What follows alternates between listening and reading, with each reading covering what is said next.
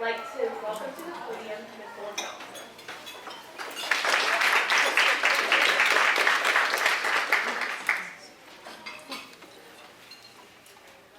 Often we hear about the struggles of being a conservative on college campuses, but I experienced hostility because of my conservative beliefs when I was just in high school. Hi everyone, my name is Nicole Johnson, and I am a third-year major in Foreign Affairs at the University of Virginia.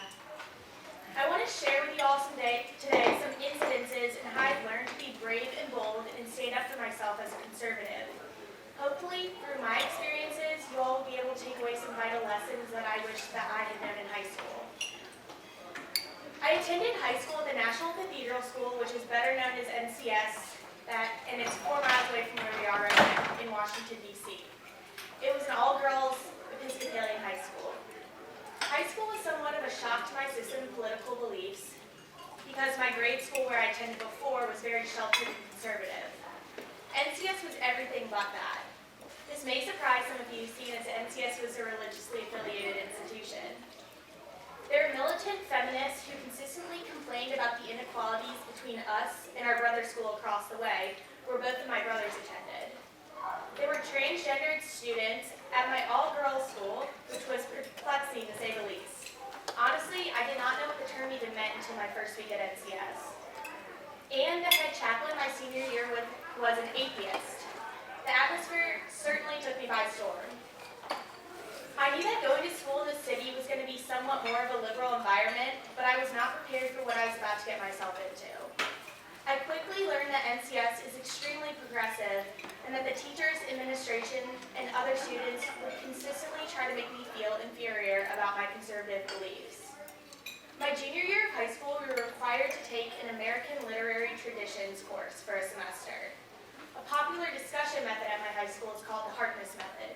And for those of you who are unfamiliar with Harkness method, it's a method of discussion in which the students and teachers all sit around an oval table.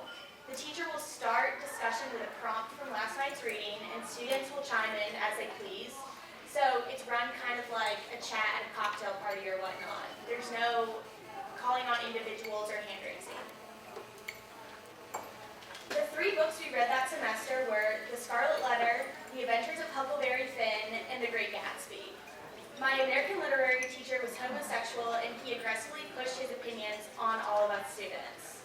He claimed that Dimmesdale in The Scarlet Letter was a closeted homosexual.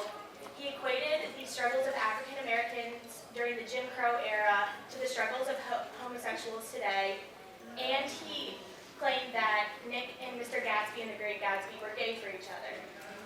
My teacher would consistently quote from the book, interpret the quote using his own opinion, and present them to our class as fact. His interjections and closed-mindedness contradict the whole purpose of the Harkness method, which aims to encourage students to think for themselves and reach their own conclusions on the said topic. Gaining the necessary courage around the 3rd week of class, I finally spoke up. I spoke up presenting a different idea from my teachers, stating that the Scarlet Letter widely reflected themes of Christianity. I said that I believe that Hawthorne's book is a lesson about how we should treat others with compassion and mercy rather than isolation and hatred for sin. I will always remember the awkward feeling of being rejected for standing up for my conservative beliefs. My statement was certainly not what my junior year teacher wanted me to say, and it affected my willingness to talk for the rest of the semester. I hated going to class, I felt judged, and I knew that my teacher did not respect me. My parents and I also noted that my success in other courses did not match up with the grades that I was getting in this course. So I planned to meet with my teacher before every paper, and he would give me an outline of what he wanted me to argue. Following my parents' advice, to stay under the radar, I played the game for the grade and would write exactly what my teacher wanted me to argue, even though I did not feel proud about my work or support my arguments. Clare Boothe, Luce, who the woman that CBLPI was named for, once said, "No good deed goes unpunished." Looking back now, I'm extremely glad I took the opportunity to stand up for what I believe in and present a different point of view to my classmates. Perhaps one of my classmates took my opinion to heart and waved against our teachers. Perhaps I changed one person's mind. It was not until later that I realized that speaking up is the best thing that you can do if you want to be an influential conservative woman leader.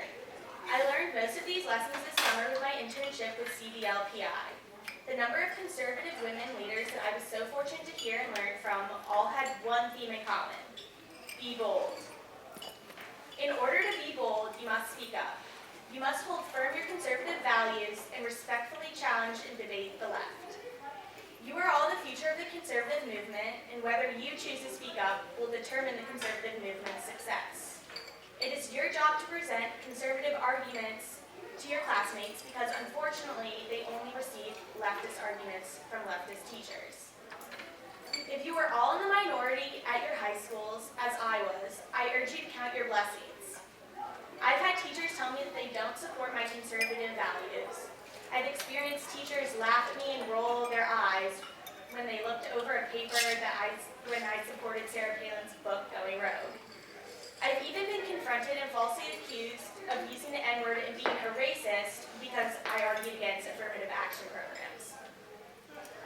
Frederick Douglass wrote in his address on the emancipation of the British West Indies in 1857, "If there is no struggle, there is no progress."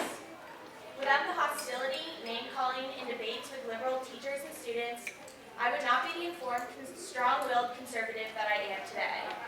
The opposition forced me to learn more, know the arguments, and strengthen my principles. Even if you feel small and that nobody is on your side, I assure you that there are many people on your side.